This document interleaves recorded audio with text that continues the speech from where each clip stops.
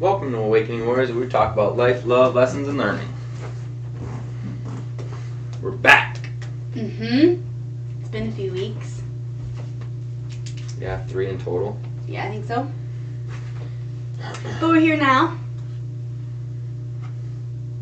And coming off of an event, so we didn't really plan as far as like subject or topic, but we'll have lots of goodies.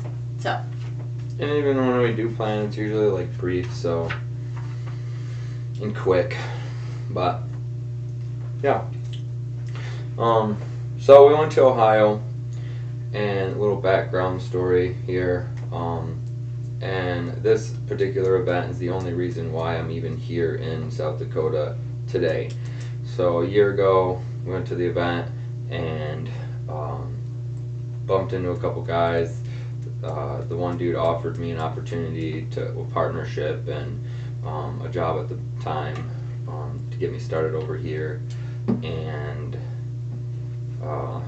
so when I was evaluating the option, I was like, well, fuck, what am I going to look back and see in 5 years, and, will I have the regret of not taking the opportunity? So, said yes, and been here for 8 months, and now we went back to this same event where we met these guys, kind of was a 1 year anniversary deal, and it was a blast.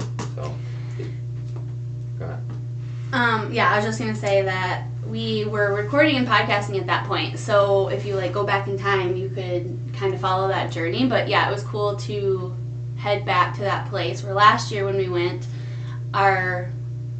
we didn't really know what was next, and that was kind of the hope of going to this event last year was hopefully we'll find whatever's next for us. We were looking to sell our rental and we were going to have some money, so do we invest? Do we start a business? What are we doing? And yeah, went to the event and obviously found what was next for us, which was not even anywhere on our radar and would have never even been something that we would have thought of. But yeah, never even would have considered it, never even thought about it. It just happened to be there. The opportunity presented itself, and I was like, yeah. Yeah, so then we all went back again. The same people that we had met, and then they brought their kids, so yeah, it was cool. And Joel came too. Oh yeah, and a new friend of ours from Mitchell came too, so yeah, it was really, I don't know, it was just cool. Events like this, we've talked about them before, they're really great to get around. They re-energize you, they re-remind you of things.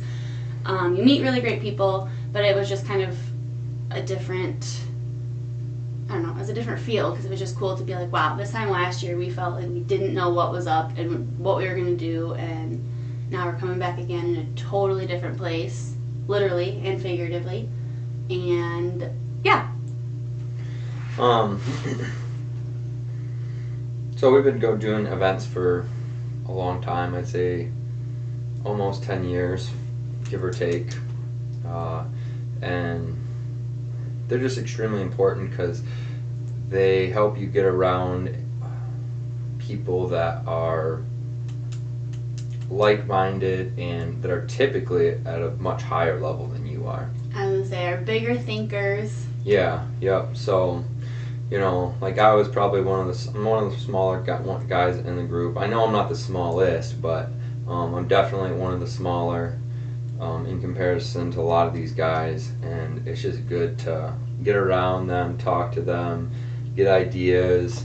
I think energy is contagious, so when you're around them, they kind of lift you up naturally, and so on and so forth. And those are the rooms you want to be in. You don't want to be the smartest or the richest or it may happen at some point in time in somebody's future, but when you're around people that are thinking bigger than you, making more money than you, talking about different things than you, you are going to be forced to grow exponentially compared to if you're one of the top dogs and you're in a room where everybody else is. And it's not all about hierarchy and money and all of that, but just abundance in all areas. People that push you to grow, essentially.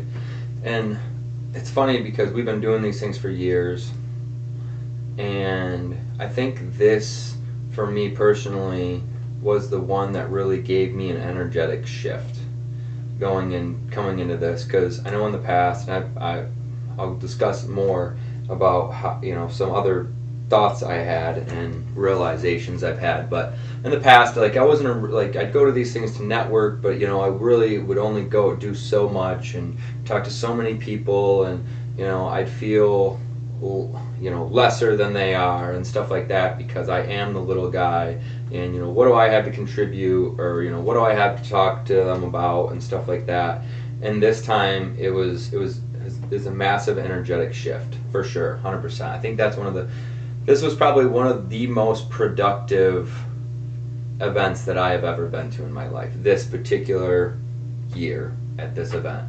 So for me personally. And every time you come off kind of hot on these, and then eventually, like, life settles back in, your energy starts to drop, and you just got to fight that as much as you can, by implementing as much as you can off of your notes, and continuing to listen to those specific people and doing the practices and stuff like that. So, and then going back again to, like, reinvesting in yourself by going again to get back around that fire. Yeah, for sure. So I asked her last night on the way home, because we typically, I guess, I usually started off, I feel like, question on, like, so what did you learn? So, like, even after, like, any event or, just life experience or whatever, so I'm like, like, I typically... Even, like, church the other week, you're like, what'd you learn? Yeah, I reevaluate, like, I want to know what you learned, because, one, maybe you'll teach me something, and then two, it makes you process what actually happened and what they said, and then three, it reestablishes what you took away too, because if you learn it and then you never, like, regurgitate it or, like, reprocess it, then it'll have a lot less effect compared to if you go out and say, hey, I did this, I should, and continue to share it. So I like to reevaluate situations and, like, okay, what could I have done better? Where did I fuck up? What did I do really good? And shit like that. So I just want to point out really quick the difference in our note-taking formats here. I came not super prepared, because I was like, oh, last year we got a binder with a note section. And so then I get there and I was like, oh, nope. So then I just started writing on this thing that we got, and then he gave me a piece of paper. And I don't know, I just thought it was funny because you're so put together. And mine's on, like, 4 different sheets of paper. This is the difference between type A personality and type B personality. Like, I assumed too that they were going to give us something. But I still bought mine. But I don't fucking know, and I like to rely on myself. I know I can count on myself, because I have it, I specifically brought it to this. So, like, consciously, intentionally packed it on the way to, even before we left the house. Like, I knew I was going in here with that. Well, I also had the assumption that we were going to get that black thing. Schedule, but yeah, but either way, that's why I packed it. Oh, yeah, I was just saying, it is also nice to have all your stuff together. So now I have all these, like, loose pieces of paper that... But she can take advantage of this and transfer them into her book. And so now I'm making me want to, like, throw up today with she things could you're rewrite saying. it. Yeah. Am I wrong or am I right? No, because that was... She's in a mood. I'm up here and she's, like, kind of down here. Right, he's totally leveled up, y'all. I'm sure you can tell a totally different Montana. No, energy-wise. Yeah, I'd already thought about... Stop interrupting me. I'd already thought about that I could... And I have before. Like, I've taken notes kind of in other places or whatever and then transfer them over, which is good for my brain to rewrite and reread. And that's what I said. But it's my story to tell. You don't need to tell me what to do. I can explain to you, yeah, I thought about that, and this is why it's good. Go ahead. You could do that. Do you want me to tell you? Yep, I want you to tell. So anyway, I asked her last night what her specific, takeaways were. So then she can, like, revisit the event, take out key points, things that really touched on for her. So some of the things that specifically touched on me, that, like, really stood out was when Wes Weston talked about, like, levels of success and what creates a high achiever, So his 3 things are He's better than everybody else. He's never satisfied, and he has impulse control. And it's interesting because I do think I'm better than most people, not all people by any means, because I think I'm better than general society, you know. Because when I get into those rooms, I don't necessarily get intimidated, but I just don't, my self-worth isn't there because, like, look at them. They have, you know, they have the body and the millions. They have, you know, they're just at a whole different level. So I'm like, I'm the small guy, so then my self-worth goes, like, doesn't go necessarily down, but it's just not as when I'm comparing myself to these guys. You know what I mean? So the first one is I'm better than everyone else. Second one is I'm never satisfied, which is pretty. That's I'm really good at never being satisfied. And then impulse control is the third one. And I've pretty good impulse control. I could do better, but like for the most part, overall, my impulse control is good. And then the intensity of those three things equals the level of your success, you know. So, you know, if like you're a 1 to 10 on 1, 1 to 10 on 2, 1 to 10 on 3, you know, if you got 10, 10, 10, 10, you're probably going to be a fucking, you know, be worth $100 million and, you know, so on and so forth. So on and so forth. He also mentioned for the second one about never being satisfied, he said you can be happily dissatisfied. Yeah. And he said, which I am, which reminded me, and we've talked about this, of the Ed Milet being blissfully dissatisfied. It's not like you go around life hating everything and feeling like crap and you're never feeling great. Like, that's not the case. The point is that you're happily dissatisfied. So you can still have that happiness in your life, but you're also, like, striving and learning and growing because you want more. Yeah, for sure. Another one was Nick, how do you say his last name? Hold on, I have it here. Santanasasto. Whatever she said. Santanasasto. So long story short, he was born, he had some major birth defects, he doesn't have any legs, and he's only got one arm with no hand, and so he talks about basically his mindset and why he's worth more like overall as far as monetary value, and he talks about, you know, how he can be like that, but yet he's happier, he's more peaceful, you know, and he used like live more life. Like, how can somebody like me live more life than somebody like you? Yeah, when, you know, like I'm full able body, but yet he's worth more, he's, you know, has more experiences and so on and so forth. And I was like, damn, that's just so true. And he said, you know, it's because you have a broke mindset. Like, not in the, you could say the mentality of like broke as in monetary, but it's really like your mindset is broken. Like you have a fucked up mindset essentially, you know, and that was because of society, your parents, your friends, basically your influences throughout your whole life. And you know, being in his position, he had two options. He had the option of being depressed and, you know, sad and, you know, angry with the world, with God. Yeah, he could have a victim mentality, or he could still be happy, because really your circumstances, I mean, you could be in prison and be the happiest guy in the world because of like your outlook on life and, you know, your philosophy of life. So yeah, his talk was so good because he talked about that, like, your worst disability is your mindset. And he said, like, how have I been able to be happy? And he said, I trained myself. Yeah. And it was so good because he like walked us through this. A lot of his talk entailed a lot, like information and education, but also we like literally embodied some things with him in that moment. He's a really good speaker. He like actively has you engage, you know, raise your hand, say yes, say cool, say, you know, hot, am whatever. I right or am I right? Yeah. Yeah. And then reply back. And then he took us through a meditation practice type of thing. And so, yeah. And he talks about cycles.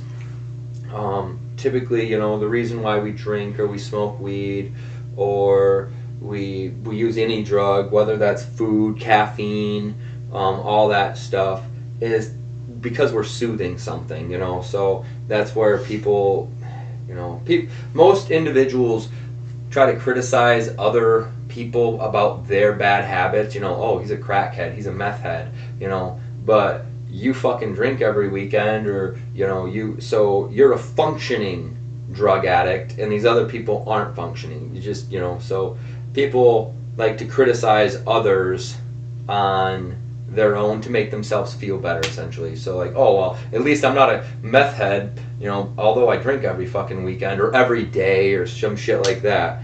So I thought that was really interesting that he brought that up, like how we soothe with pornography, alcohol, weed, whatever the case might be. So he also talked about high energy equals high income. Like, I think that's something, like, even today, like, I feel I'm not the highest level of energy today. Like, I can just feel it, but I feel like see?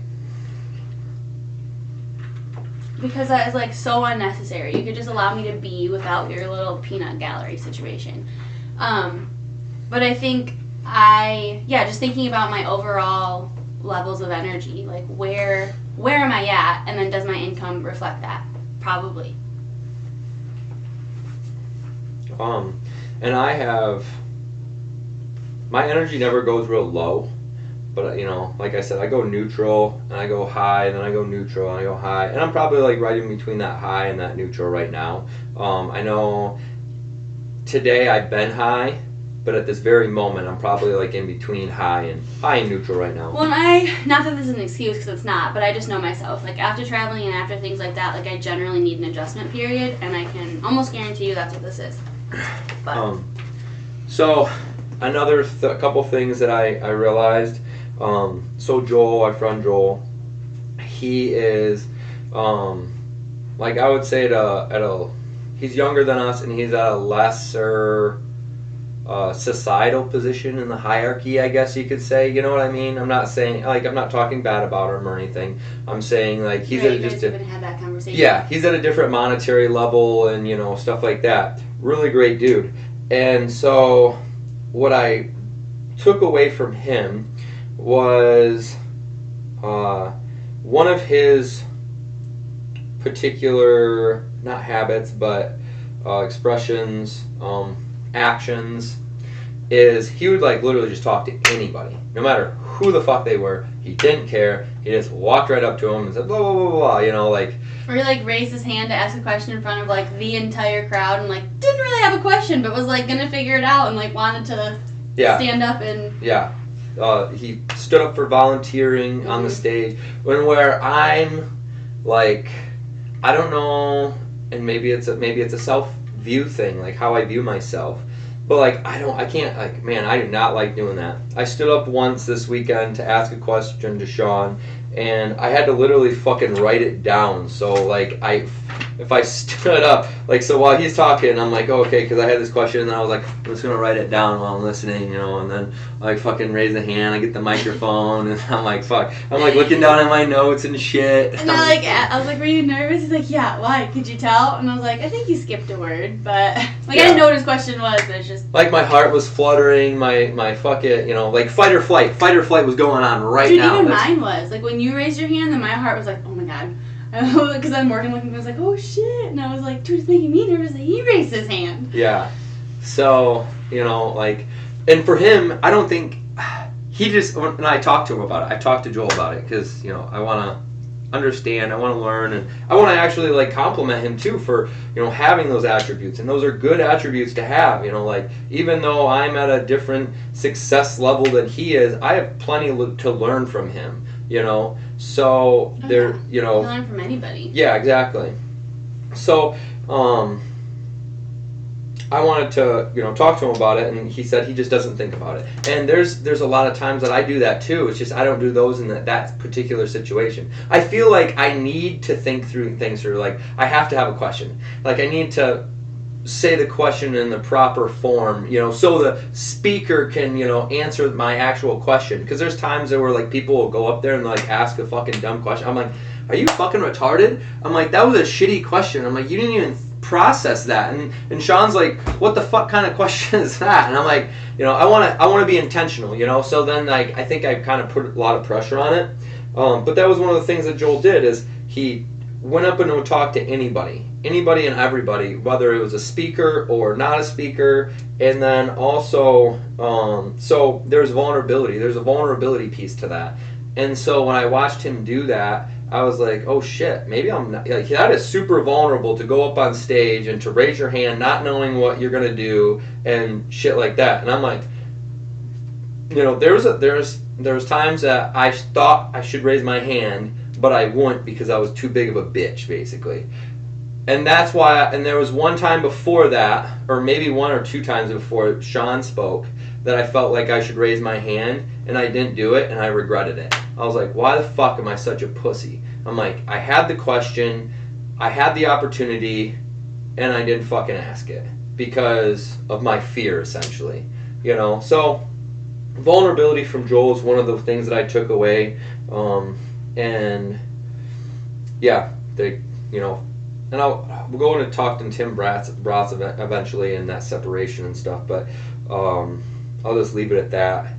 But me practicing vulnerability was me asking Sean that question, and it just watching Joel made me realize I'm not as vulnerable as I'm not doing as good in vulnerability as I thought I was, because vulnerability is my word this year, and there's a lot of things that I'm like vulnerable in per se, but I don't know if it's necessarily considered vulnerability when I turn around and like try to make it a strength, because like I feel like I'm stronger when or I'm better because I am willing to have those conversations and do those things. Where like in those vulnerability moments, Sean could call me a dumbass, or I could fuck up the question or whatever else. Like that's a true vulnerability moment because it's just different. He didn't tell you to shut the fuck up. What's that? He didn't tell you to shut the fuck up. No, he said he would answer the question if I shut the fuck up. Basically. So yeah.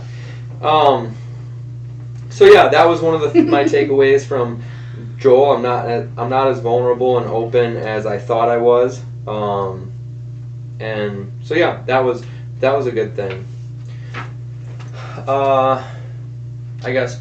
Do you want me to keep going? I'll just keep going because I think I only have really one more big takeaway, and then I'm good. And that's talking to Tim Bratz. Tim Bratz, he owns 4,000 doors.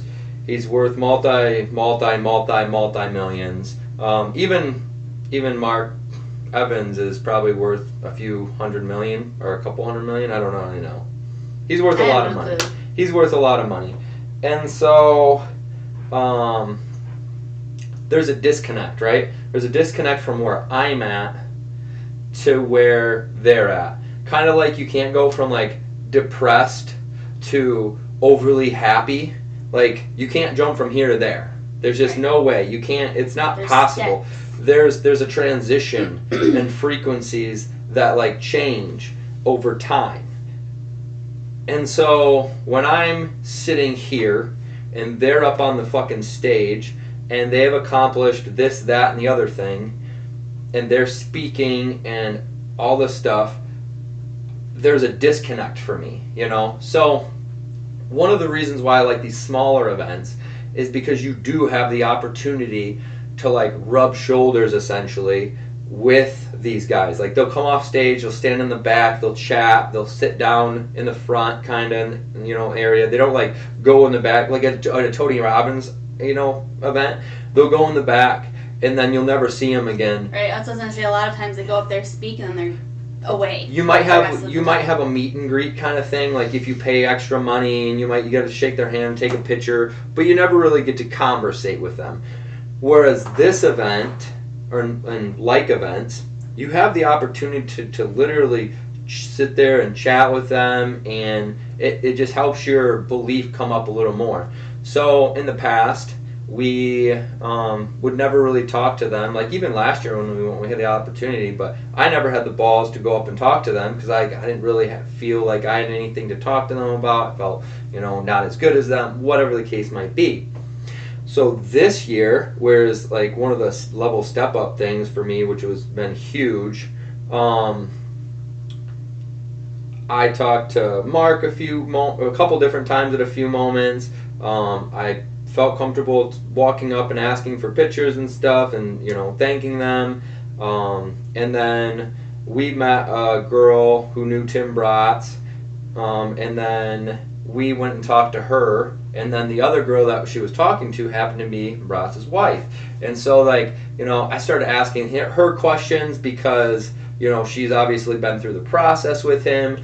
And I was like, damn, dude, this is so fucking crazy. Because it's just like, you know, she still has a hard time conceptualizing where they're at. Like, she's like, I still have a hard time doing it. And I'm like, well, what about this? She's like, I didn't even know, you know, he was that broke when I agreed to marry him. And you even asked about, like, the come up, right? Like, how long has he, or how long has, when did the come up 2018. Well, and then she was like, I mean, are we even in a come up? Like, I'm not really sure, but I'd say, like, 2018, I guess. Like, she's like, I get what you're asking, but, like, are we even in that? Because in the life of an entrepreneur, she literally did the same exact things. So, you know, it's like this.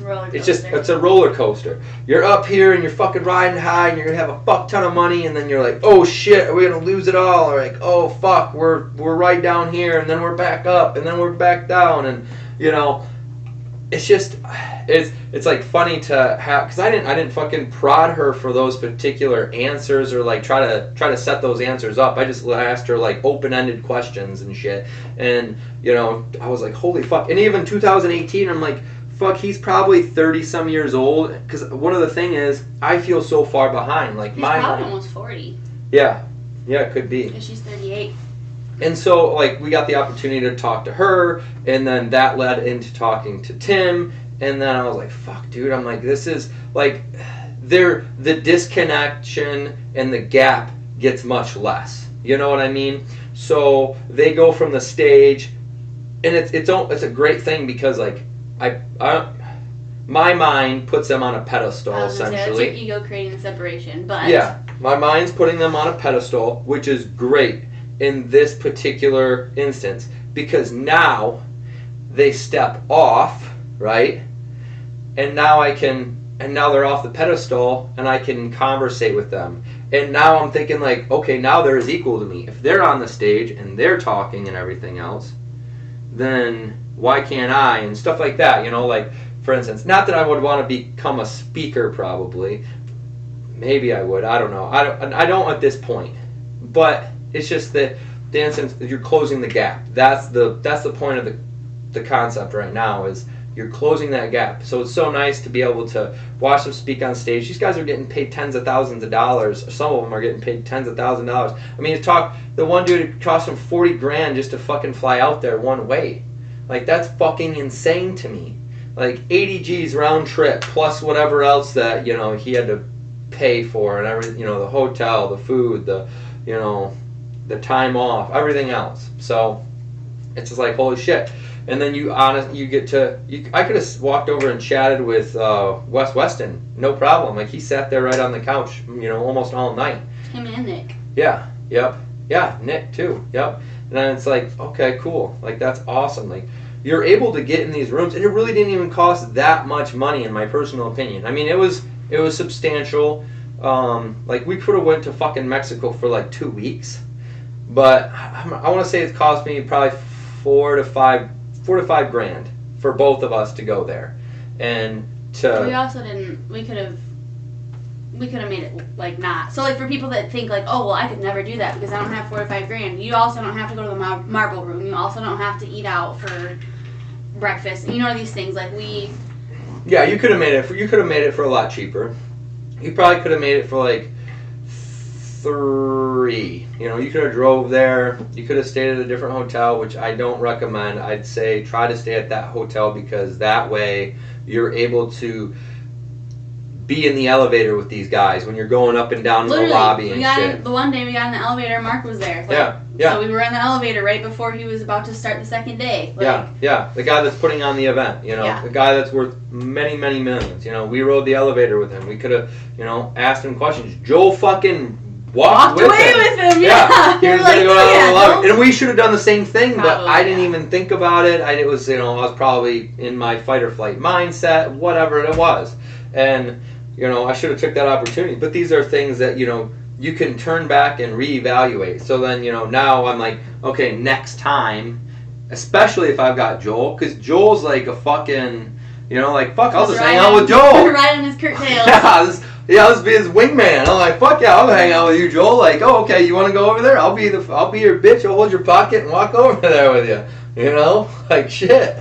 So you just take those opportunities to reevaluate, and that's why it's good to sit down and reflect. And that's why I asked her, like, what were your takeaways? And that makes me relive the situation too, because I was sitting there the same thing, and then I was like, oh yeah, I remember that. That's a good one. Or oh yeah, that one. Or some of them are maybe like, oh, that one's fucking lame or whatever else. But it doesn't matter. You're reliving it. Your mind is replaying it, and you're like, okay, cool, yeah, I remember that. Oh, and then he said that after that because you're conversating, and then I bring up something that she might not have remembered. Oh yeah, you're right. Blah blah blah. Well, and Joel said it perfectly because I said, "What do you think?" Or I said, "How are you feeling?" And he said, "I'm feeling like I'm drinking from a fire hydrant, from a fire hose, whatever." And it is like that because even like looking through like when you were talking about Nick, like I was like looking through what I wrote, and I'm like, oh yeah, like I remember. Obviously I wrote it down, but it's like there's so much information coming at you sometimes, especially depending on the speaker. Like sometimes it's just like every other line is like a freaking nugget. And so you're just like, go, go, go, go, go. And then like as you're talking about Nick, I'm like, oh yeah. Like just some of the stuff that I knew I loved at the time, obviously I wrote it down, but I would not have remembered if I didn't write it down because there is just so much information coming at you. Yeah. Yep. So yeah, one of the other things, I forgot who said it, but breaking your beliefs. It might have been Nick, but he was talking about somebody was talking about breaking your beliefs, the current beliefs you hold and stuff like that, and that was a really good one too, just because that is also, I'm currently reading about the mind, and Nick, Wes, I feel like there was somebody else too that talked about the mind. I feel like it was sprinkled everywhere. For sure. Because that's what I was thinking. I didn't say this last night when you asked me about one of my big takeaways, but as you said something, it popped in my head. Perfect example. Right. Gratitude. Like, so many of them, if not every single one, talked about gratitude.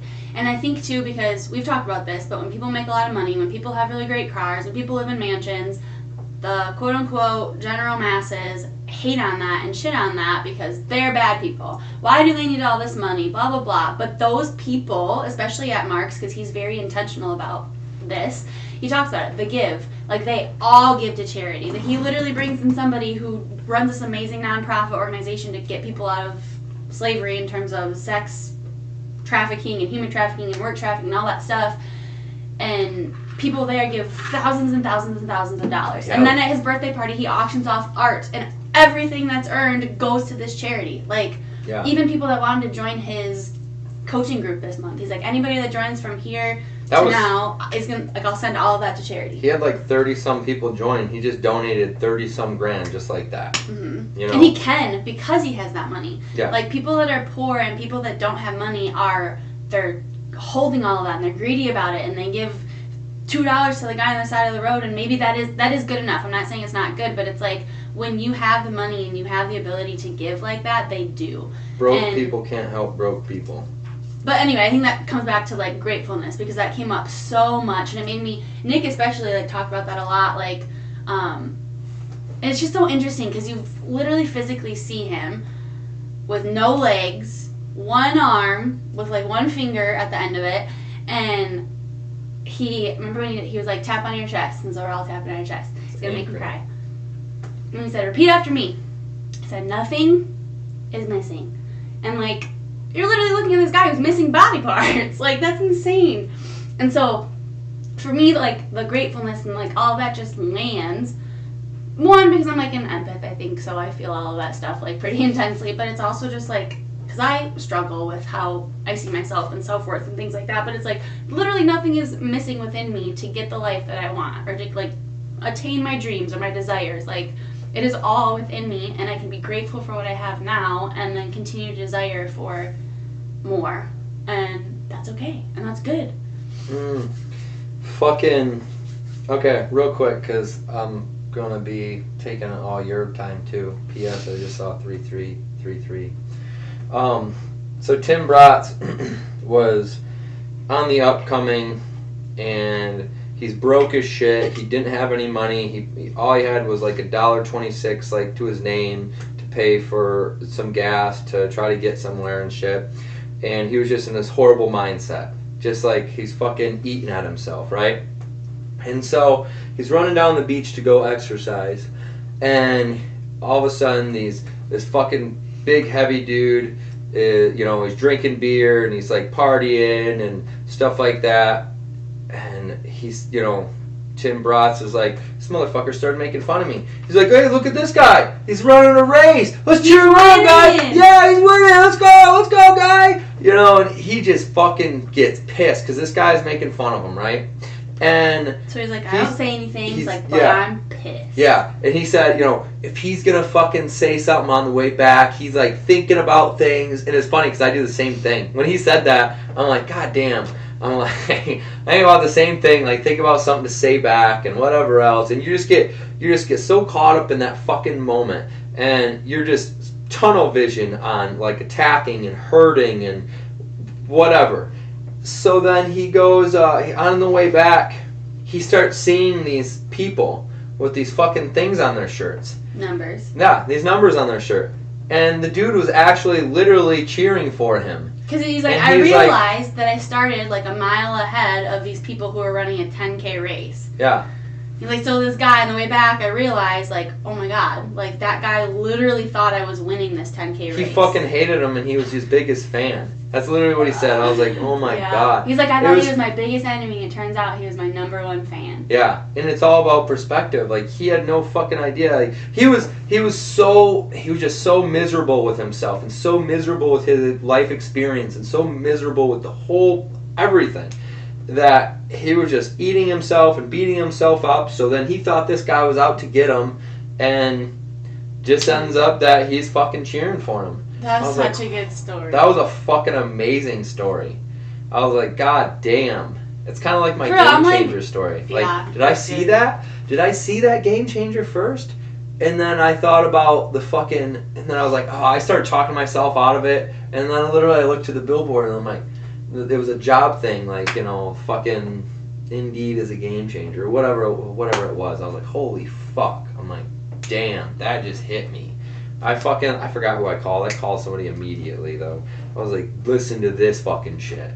So, yeah, that was really good. So, go ahead for your takeaways. You got 23 minutes. Oh, thanks. Let me just breeze through. Well, the nice thing is they might play off each other. Well, yeah, that's why I was not going to let you just talk the whole time and was contributing. Shut the fuck up. So, I didn't write mine down, so that might be different than yesterday.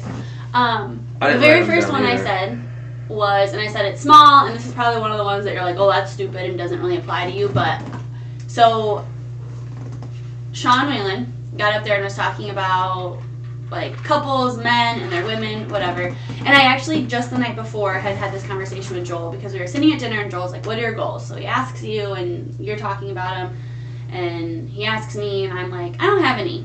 And I was like, I'm kidding, kinda. And so I've talked about this on here, I'm sure, that like it's been difficult for me, and I think part of it has to do with the codependency, but regardless, it's been difficult for me to have my like own goals, although I think I maybe have them, because thinking about like my therapy job, like that was my dream job for a long time, and now I'm living it, and anyway.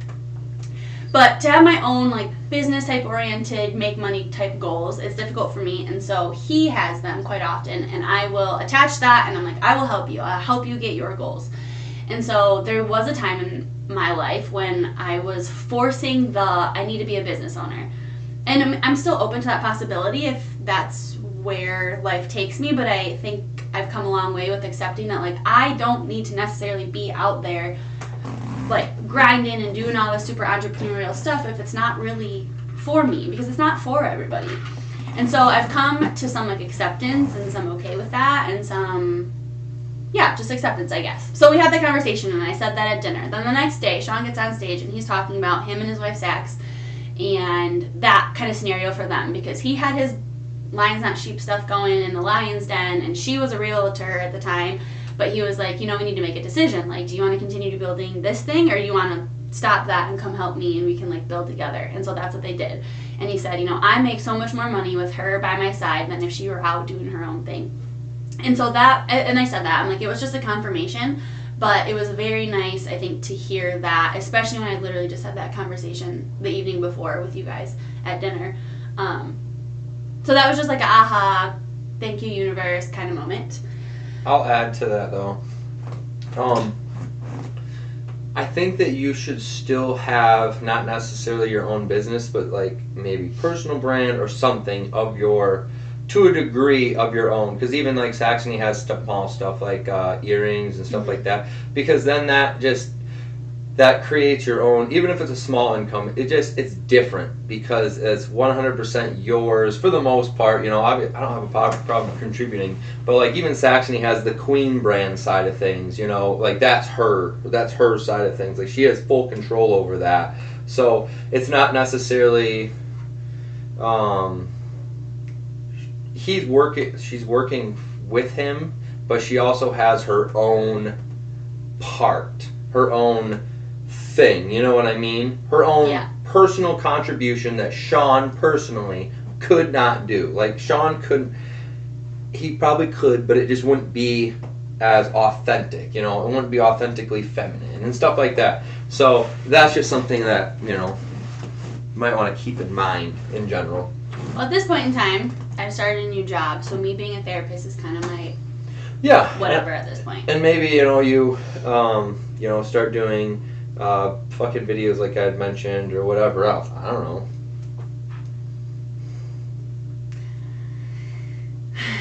I brought up using TikTok, and he thinks it's his idea now because he's like, yeah, you could do all this stuff. But like, let me be the creator of the thing if that's what I need to be. I brought that up a long time ago, like, you know, because I like saw those psychologist videos and stuff. Like I even sent you one this morning.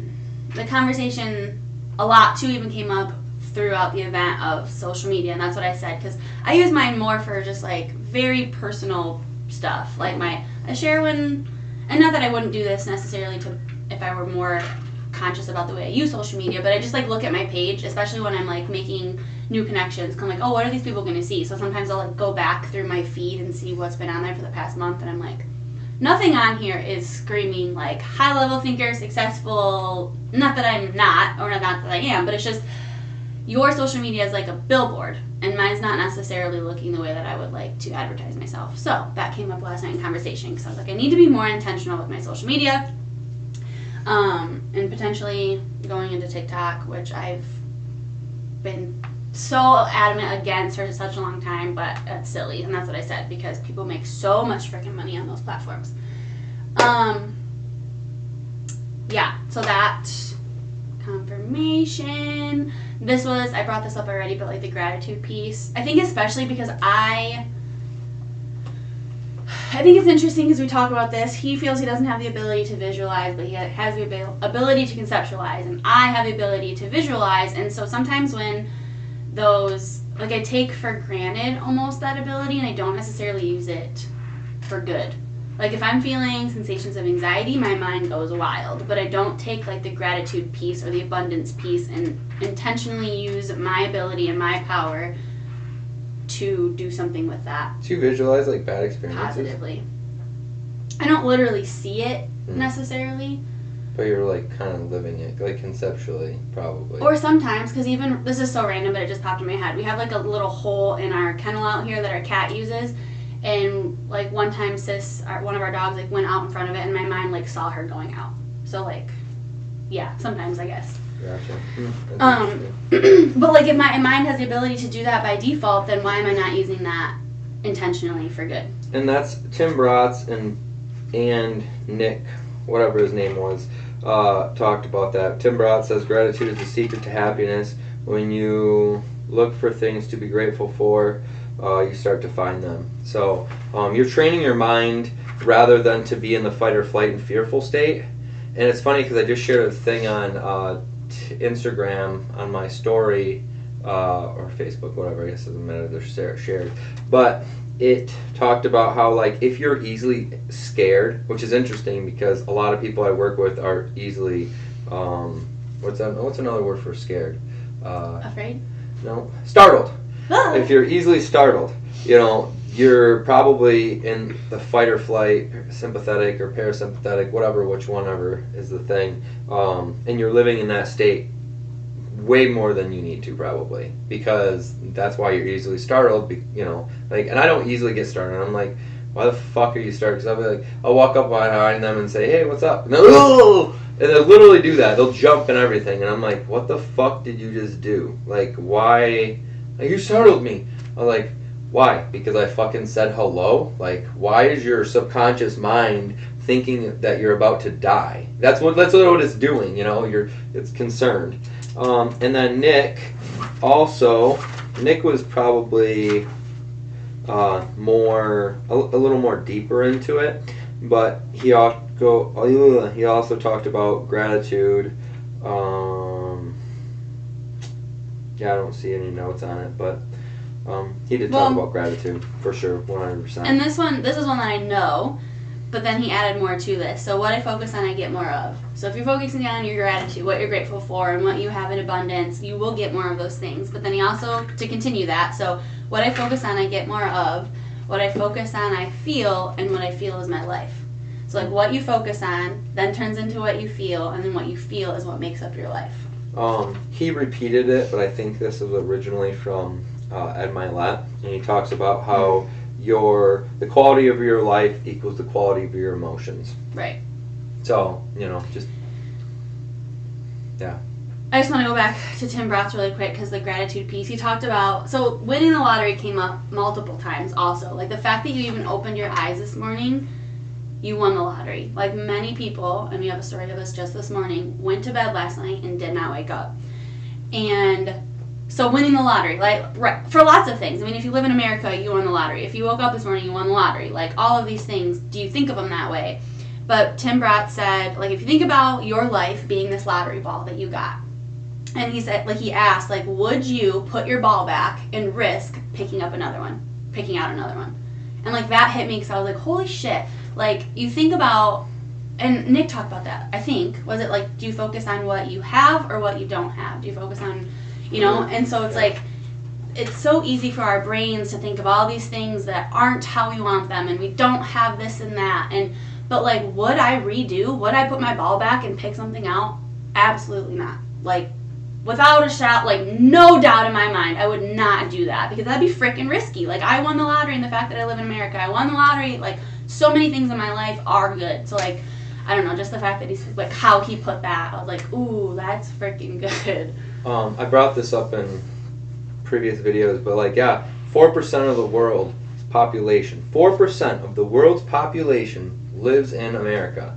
Like, do you understand? Like, you could have been born in fucking Haiti, the Dominican Republic, Mexico, China. Like, fuck all those places. I haven't been to, you know, half those places, but I have been to the other half, and I'd way rather fucking live here. I have indoor plumbing. I have hot water. I have, you know, more freedom than most of the other world. You know, like the rest of the world. So, yeah, it's just something like people take for granted, and I did a post about it a long time ago, and because I was like, I don't even know why I brought it up or thought about it, but I was like, I wonder what the population of the world is in America. You know, like that's fucking wild. 4%, you had a 4% chance.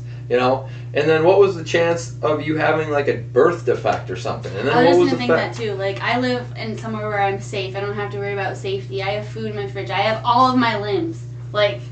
Yeah. So, quick sidetrack here. Joe Linder, he's a bodybuilder, and I've kind of seen him on and off over the past year or so, but I just recently started following him, like when you started following him, and he's just like super ripped. He probably does steroids, but he doesn't do like, I don't think he was like fucking overly, you know, just overly, overly pumped and shit, you know. I'm sure he was juicing to some degree, and people might try to justify that as a reason, but he just died at the age of 30. I'm like, fuck, dude, I'm 30. And I just made that post about how Jesse Itzler, like, that's only if I get 40 more fucking Christmases. Like, I might not. I might have an aneurysm rupture or whatever. That's how he died. And I was like, what the fuck? I'm like, and that was after Sean just shared his thing, like, you won the lottery, and I'm like, wow, dude, that's not a fucking coincidence. Like, that is fucking insane. you know. And again, people might try to justify, oh, well, you know, he was a bodybuilder and he uses steroids. It doesn't fucking matter. You can die 1,000 different ways, and you might try to, like, bash him because he used steroids to some extent. It's not even, I don't even think he used a lot. You don't even know. Yeah, like, yeah. But it doesn't fucking matter. Like, side note to the side note. Seriously. I think it was the COVID vax. I'm betting you he fucking got the COVID vax. I would bet a lot of money on it.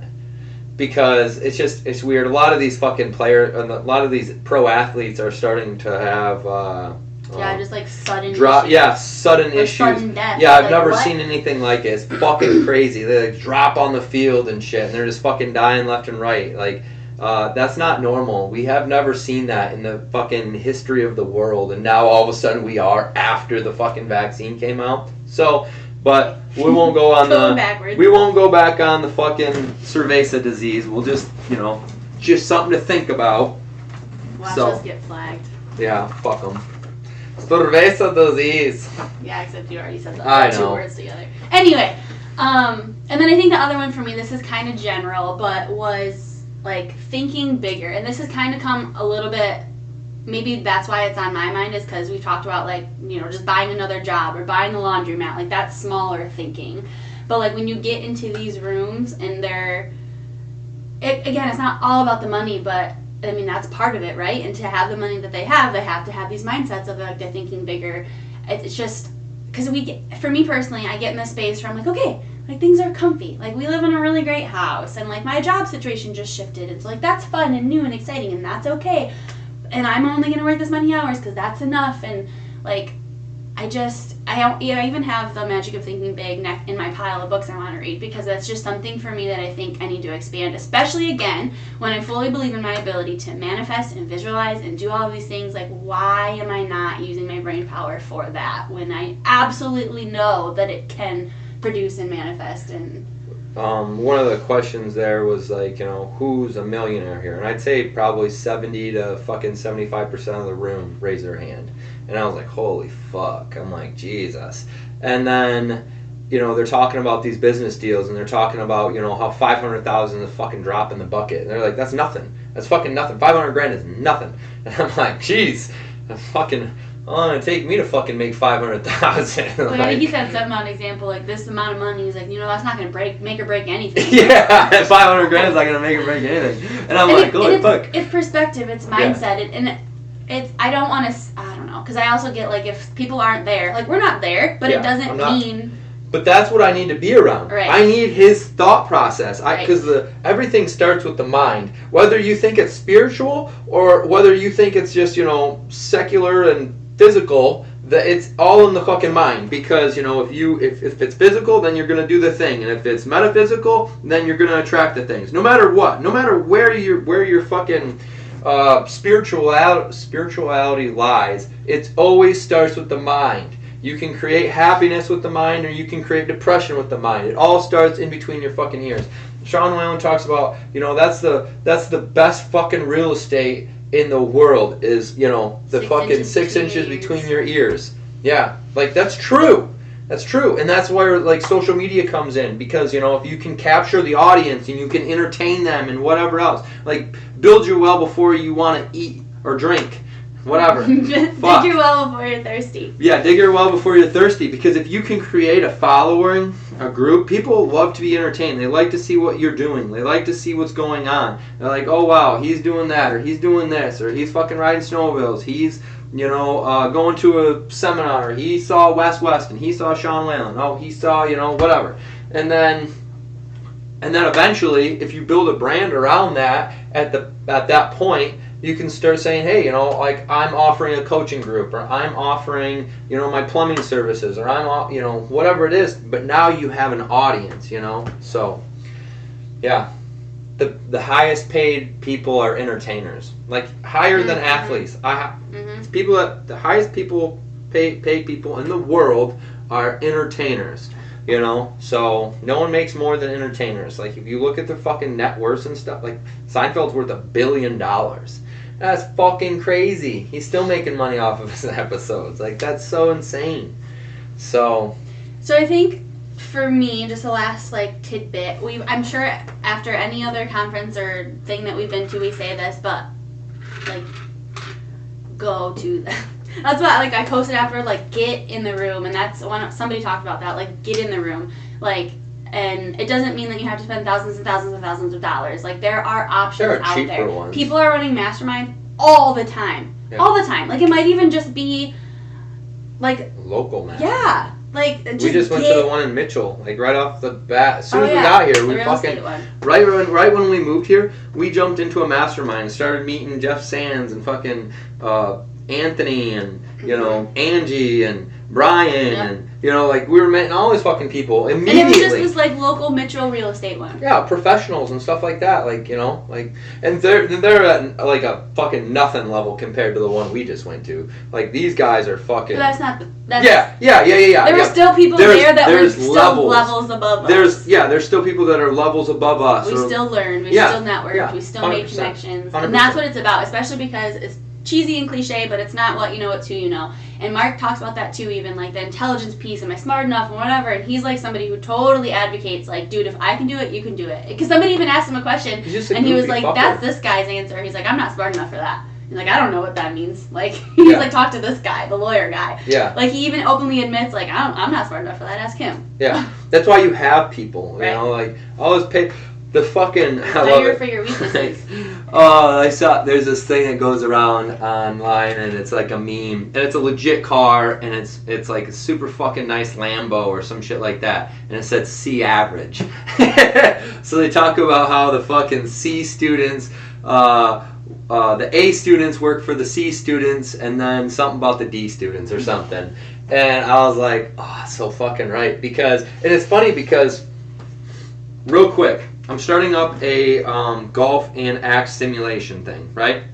And so I just type in on Google Sioux Falls axe throwing. And so Sean talks about this book called Steal Like an Artist. And I don't have to recreate the wheel. I just have to fucking do what other people are doing. And that's working. So, like literally, I type it in, I find this article, and they tell me the times. They tell me what they charge. They tell me their specials. They tell me how many bays they have. They tell me other activities. They literally lay out my fucking blueprint. And that's what I did in high school, dude. I fucking cheated. I had like a 3.6. All I did was fucking cheat. I didn't care. I didn't give a fuck. I'd literally skim through the book, get the answers, and then I'd be like, hey, Caleb. Hey, Tyler. Hey, Jason. Hey, Noah. Hey, did you do the homework, Nick? Hey, I'm going to fucking copy these answers. I do some of it, but then anything I couldn't find and I didn't care about, I was like, you know what? This is taking me too long to fucking find this answer. I'm done. I'll fucking ask Nick. Hey, Nick, you got that answer? And then I'd go to fucking Jason, and then he'd give me one answer. And then it didn't seem like I was just cheating off of the one guy, and I didn't have the same exact answers, right? I had a collaborative team. Like, I just fucking created a team of individuals in high school that I could get this guy. Because if I cheated off the same kid, they would have fucking pegged me right off the bat. They would have been fucking nailed. But now, I've got 5 different people with 5 different answers. My friends don't care because I'm not completely cheating off of them. And the teachers don't know because it's not the same copied work. Like, and I'm like, fuck, dude. I literally wrote it down. I was like, holy fuck. This is a realization. School prepared me. Just cheat and copy what others are doing. Axro T ad idea tells me everything I need to know. Steal like an artist. I'm like, fuck, there it is. That's the answer. Copy than cheat, but yeah, it's the same fucking thing. And Robert Kiyosaki talks about collaborating. Like in schools, they don't want you to collaborate. He's like, well, that's fucking bullshit. Why are you gonna go through life, doing all this stuff by yourself? Build a team. Especially as an entrepreneur, because Mark said that. He's like, people out here want to be a solo entrepreneur. He's like, that's fucking stupid. That's the stupidest shit I've ever heard. He's like, why? Because if you go down, that's it. Like, everything's gone. Like, why wouldn't you have a team? Yeah, exactly. Anyways, we're about to fucking wrap this shit up. We have 30 seconds right now. Go follow us on YouTube, Instagram, like us on Facebook, and feel free to add us on as a friend. Feel free to comment, your thoughts or ideas, ask questions, whatever. Reach out to us. And I think this is a good episode. And yeah, we have a lot of fucking fire right now. So let's roll. See you guys. Bye.